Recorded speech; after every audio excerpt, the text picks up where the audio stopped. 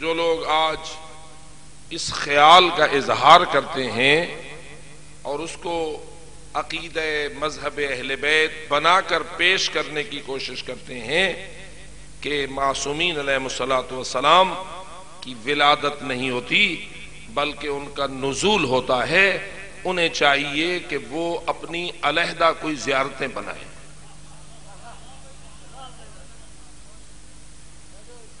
وہ اس مکتب اہل بیت کے ہاں جو خزانے زیارتوں، دعاؤں اور ان چیزوں کے موجود ہیں، جو قرآن ان کا ہے، جو حدیثیں ان کی ہیں، جو زیارتیں ان کی ہیں، جو دعائیں ان کی ہیں، جو خزانے ان کے پاس ہیں، جو لے کے حضرت رسول اکرم سے امام حسن عسکری و امام زمان علیہ السلام تک اس خاندان سے جو تحفے ہمیں ملے ہیں وہ تو انہیں قبول نہیں ہے، جائیں یہ اپنا کوئی علیحدہ دھرم بنائیں، ورنہ کون ہے کہ جو یہ نہیں جانتا ہے کہ فقط زیارت وارث میں نہیں بلکہ جو بھی آپ کوئی زیارت اٹھائیں گے تو ہر طرف سے آپ کو ہر امام کے بارے میں یہ جملہ ملے گا کہ اشہد انک کنت نورا فی الاصلاب الشامخہ والارحام المطہرہ۔ تو زیارت امام حسین پڑھے گا تجھے یہ کہنا پڑے گا، تو زیارت امیر المومنین پڑھے گا تجھے یہ کہنا پڑے گا، تو زیارت حضرت زہرا پڑھے گا تجھے یہ کہنا پڑے گا، تو زیارت حضرت رسول اکرم پڑھے گا تجھے یہ ماننا پڑے گا، تو زیارت امام حسن مجتبیٰ پڑھے گا، امام حسین کی زیارت، امام زین العابدین کی زیارت پڑھ سو یا نہ پڑھ سو، زیارت ویسو یا نہ ویسو، ادھر ہی بیٹھے رہو۔ یہ کل انکار کر دیں گے کہ یہ قبریں بھی معصومین کی نہیں ہیں، جب یہ اپنے غلو کے عروج کی طرف جائیں گے اور جب یہ اپنی من گھڑت کہانیوں کو اور زیادہ بلند کریں گے تو یہ بھی کہیں گے کیسے ہو سکتا ہے کہ امام مٹی میں دفن ہو،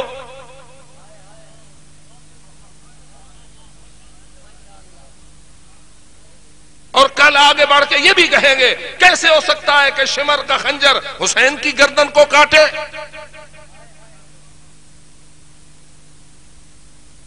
ہم دیکھ رہے ہیں ان کی گستاخیوں کے آغاز کو، اور دور بھی ان نگاہیں یہ دیکھ رہی ہیں کہ بالآخر ان کا وہی حال ہوگا کہ جو مکے کے مشرکین کا ہوا تھا۔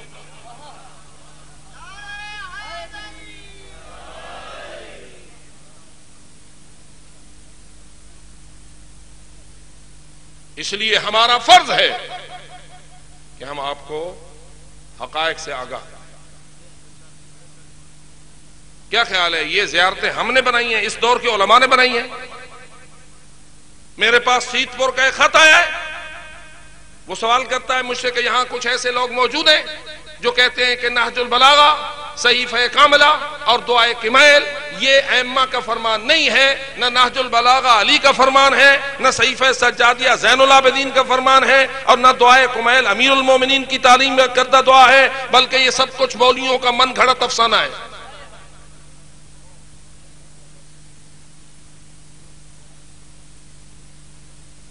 کیوں کہہ رہے ہیں یہ ایسی باتیں کیوں کرنے لگے ہیں؟ اس لیے کہ جو کچھ مانتے ہیں اس کی تائید نہج البلاغہ نہیں کرتا،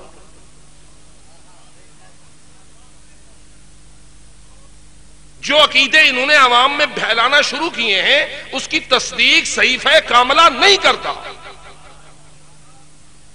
جو کچھ انہوں نے من گھڑت خیالات گھڑنتو تیار کر رکھے ہوئے ہیں دعائے کمیل اس کی تائید نہیں کرتی، اور تھوڑے دنوں کے بعد یہ بھی کہیں گے کہ قرآن بھی چونکہ ہمارے خیالات کی تائید نہیں کرتا اس لیے قرآن بھی اللہ کی کتاب نہیں ہے۔ اس لیے ان مجالس کو ایسے شیطانوں سے محفوظ رکھنا مومنین کا فرض ہے۔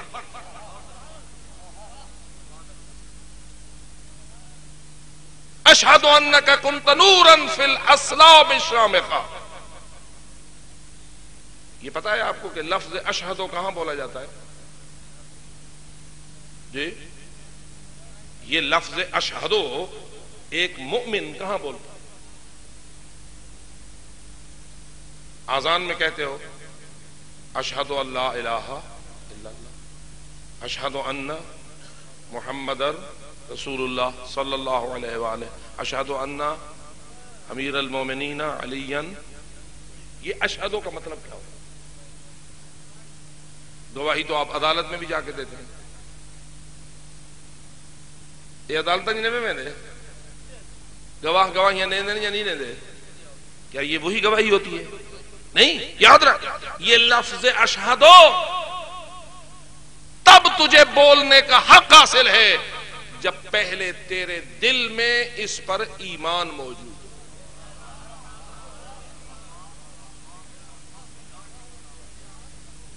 اگر تیرے دل کا عقیدہ کچھ اور ہے تو تیری زبان اشہدو کہہ کے منافقت کر رہی ہے۔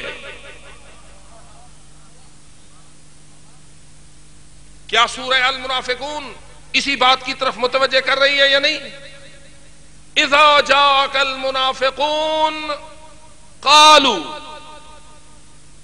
اور ذرا یاد کرائے اگلا جملہ قرآن کا کیا ہے؟ اذا جاءک المنافقون قالوا نشہد انک لرسول اللہ،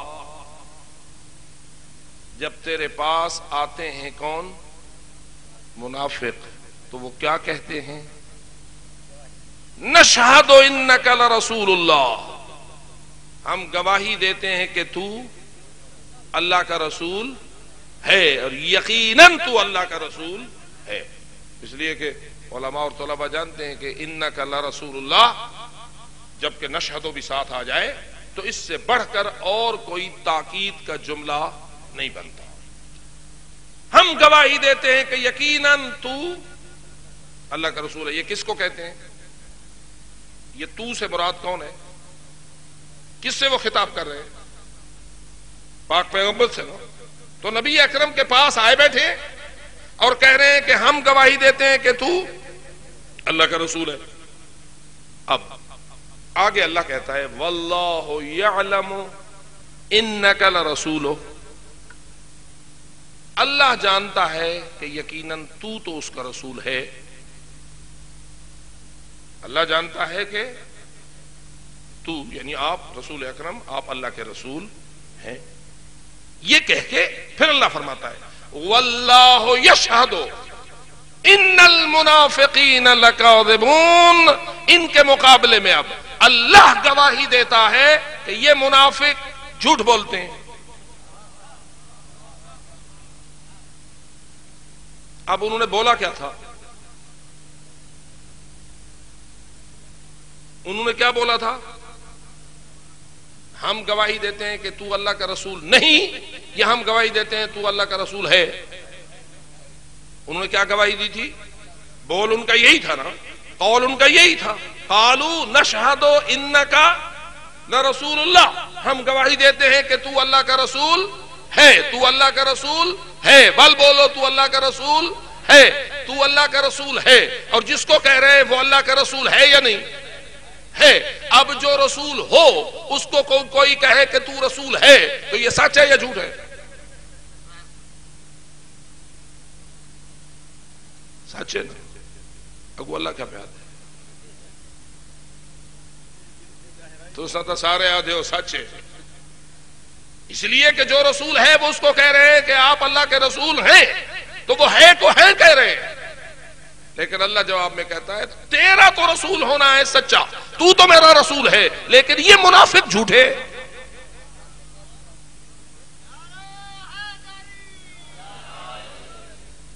اب ڈھونڈے ہیں کہ یہ جھوٹ کہاں سے آ گیا، یہ جھوٹے کیسے ہو گئے؟ جو رسول ہے اس کو کہہ رہے تو رسول ہے، ہم بھی کہتے ہیں تو رسول ہے، تو سا کیا دو آزانے اشہد ان محمد رسول اللہ، میں گواہی دیتا ہوں کہ آپ اللہ کے رسول ہیں، محمد مصطفیٰ اللہ کے رسول ہیں۔ آپ رسول کو رسول کہیں کہ رسول ہے تو آپ بن جائیں سچے، وہ رسول کو رسول کہے وہ جھوٹے کیوں؟ تو جواب یہ ہے کہ وہ کہہ رہے ہیں کہ ہم گواہی دیتے ہیں، اور گواہی میں سچا وہ ہوتا ہے جو کچھ زبان پر ہو وہی دل میں ہو، جو زبان پر ہو وہی دل میں ہو. تو اگر دل میں کچھ اور ہو اور زبان پہ کچھ اور ہو تو یہ کیا بن جاتی ہے؟ منافقت. اب اگر تیرا عقیدہ یہ ہے کہ محمد و آل محمد کسی صلب میں نہیں رہے،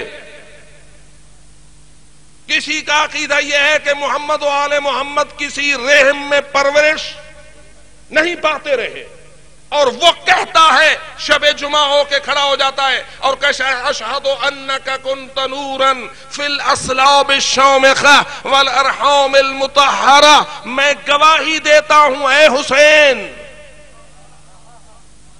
اے ابو عبداللہ، میں گواہی دیتا ہوں کہ آپ نور تھے ان اصلاب میں، ان صلبوں میں جو شامخہ ہیں، جن کی چوٹی بلند ہے. شامخہ اس پہاڑ کو کہتے ہیں جس کی چوٹی بلند ہو. آپ ان صلبوں میں رہے ہیں جو عظمت کے پہاڑ ہیں، اور آپ ان رحموں میں رہے ہیں جو مطہر ہیں.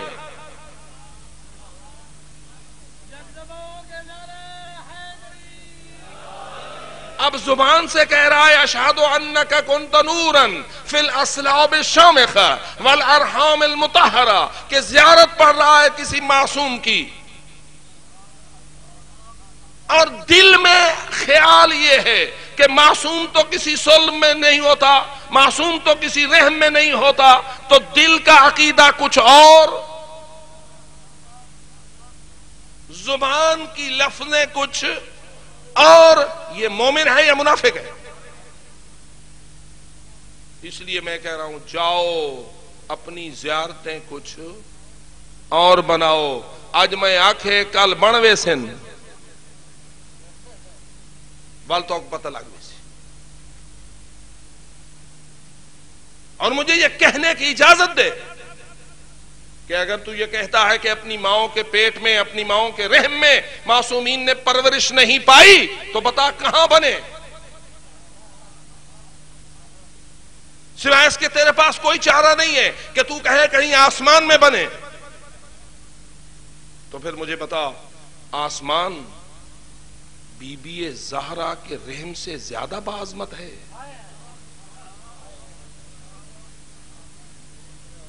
آسمان ان پاک بیبیوں کے ارحام مطہرہ سے زیادہ عظمت والی جگہ ہے؟ تو کیا جانے کہ یہ ہستیاں کیا ہیں جہاں ان کا ذکر ہو زمین کی کسی خاک پر. اگر ان پنج تن پاک طاہر و مطہر ہستیوں کا ذکر ہو تو آسمان کے فرشتے آسمان چھوڑ کر یہاں معراج کرنے کے لیے آتے ہیں.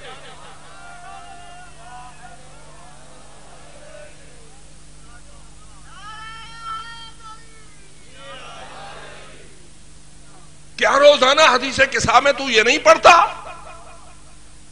جب امیر المومنین نے رسول اکرم سے پوچھا تھا یا رسول اللہ اخبرنی ما لجلوسنا ھذا تحت الکساء من الفضل عند اللہ، یا رسول اللہ مجھے بتائیے ہم پنجتن پاک جو اس چادر کے نیچے جمع ہوئے ہیں، اس کی فضیلت اللہ کے نزدیک کیا ہے؟ تو کیا رسول اکرم نے جواب میں نے فرمایا تھا والذی بعثنی بالحق نبیا واصطفانی بالرسالۃ نجیا، مجھے اس اللہ کی قسم جس نے مجھے نبوت کے لیے پسند کیا ہے، مجھے اس رب کریم کی قسم جس نے مجھے رسالت کے لیے چن لیا ہے، اگر اس زمین کے کسی ٹکڑے پر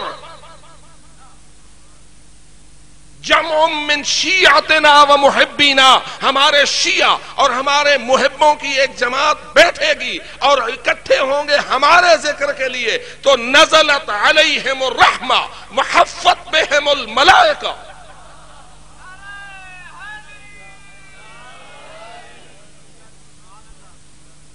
ان لوگوں پر اللہ کی رحمت برسنے لگے گی اور اللہ کے فرشتے آ کر ان کو چاروں طرف سے گھیر لیں گے. وَاسْتَغْفَرَتْ لَهُمْ إِلَىٰ أَن يَتَفَرَّقُوا. اور جب تک یہ ذکر آل محمد کرنے والے اپنی جگہ چھوڑ کر خود نہیں چلے جائیں گے، اس وقت تک ملائکہ ان کے چاروں طرف بیٹھے رہیں گے اور اللہ سے التجا کرتے رہیں گے. تیرے پاک نمائندوں کے ذکر کے لیے اکٹھے ہوئے ہیں، ہماری دعا ہے اللہ ان کے گناہوں کو بخش دے.